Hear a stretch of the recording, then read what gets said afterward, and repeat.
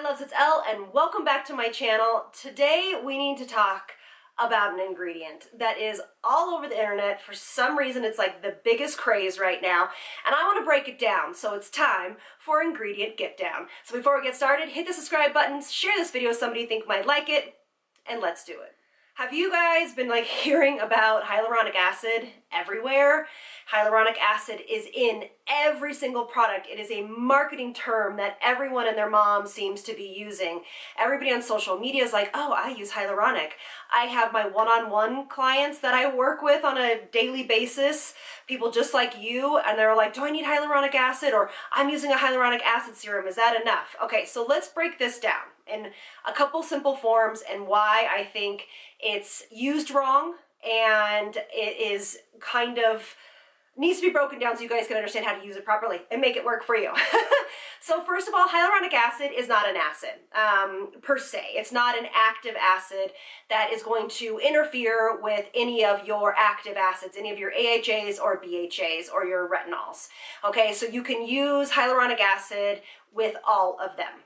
The name is kind of deceiving. Okay, so that's the first thing. Second of all is that hyaluronic acid can come in various different forms. There are different molecular weights. So what does that mean? That means that there's different forms of hyaluronic acid that do different things and go into different parts of our skin. So for example, the Leary machine that I recommend, the oxygenizer, with their formula, so their serum as well as the liquid that you put in that machine, it has 10 forms of different hyaluronic acid molecular weights.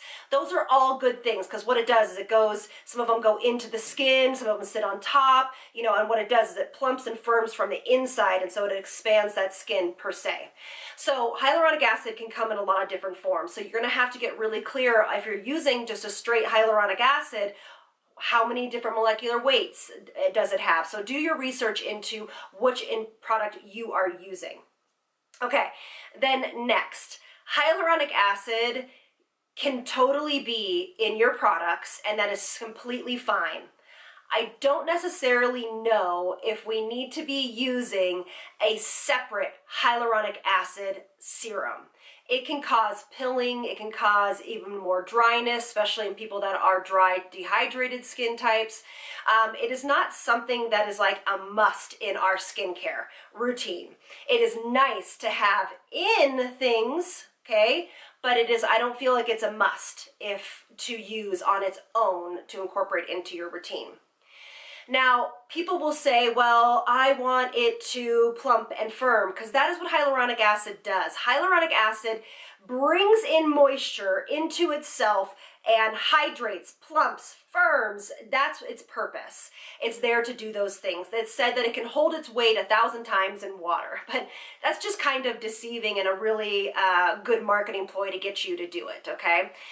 To be able to get it to work properly, this is the biggest thing that I want to make sure that I impress upon you, is that when you are using hyaluronic acid, hyaluronic acid, if you're using a serum, okay, right, just a basic serum. The reason I'm not talking about specific products is because there are so many out there. Choose the best one for you. I personally do not use a separate hyaluronic acid serum except for the one with my Nira laser. That is the only one that I use, and it's because it's supposed to be used with the machine, okay? Besides the Leary oxygenizer that I don't use every single day, okay? First, it needs to be applied to wet skin. So make sure you're using an essence, not a toner that has active properties in it. You want to use a hydrating toner, preferably a hydrating essence. I've talked about a million times my favorite essences.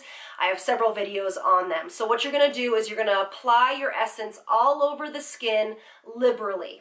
If you are going to use a separate hyaluronic acid serum on, you are going to want to go in immediately as that skin is still wet. Apply your hyaluronic acid serum. If you're using it in the day, then you're going to go right into your vitamin C, right into your moisturizer. Obviously at night, right into whatever else you are using. The point here is that you want to make sure that you are A, applying it to wet skin, and B, putting on an occlusive barrier, so some type of moisturizer or moisturizing SPF, so that it draws moisture from the products that you have put on the bottom and top of it, and that it does not draw in moisture from the skin.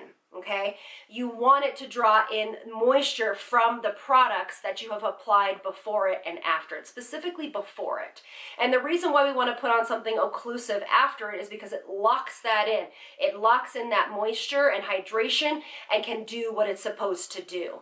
I see a lot of people using a hyaluronic acid serum in a various amount of ways. This is the reason why sometimes you also can get like, I feel extra dry with a hyaluronic acid serum.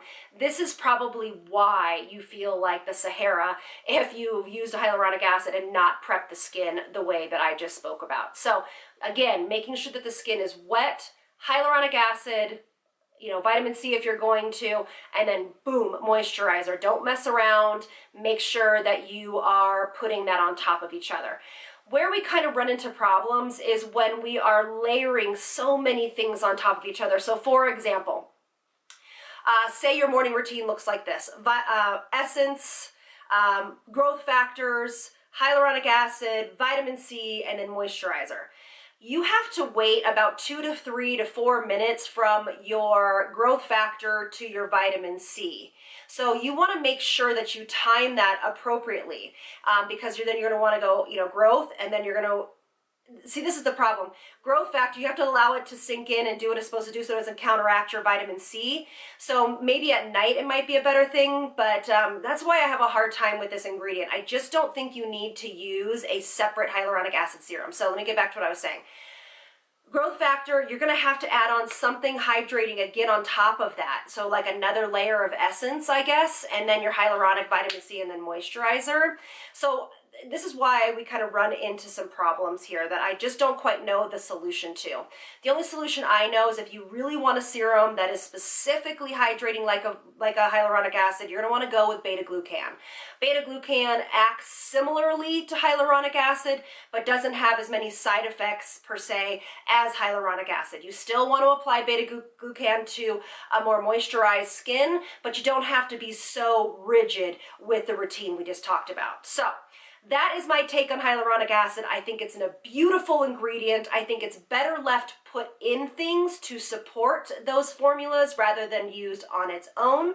But here's the information to arm you with so you can make the appropriate decision for yourself and your skin. Thank you all so much for being here, and I'll see you on the next one. Lots of love from me to you. Bye, loves.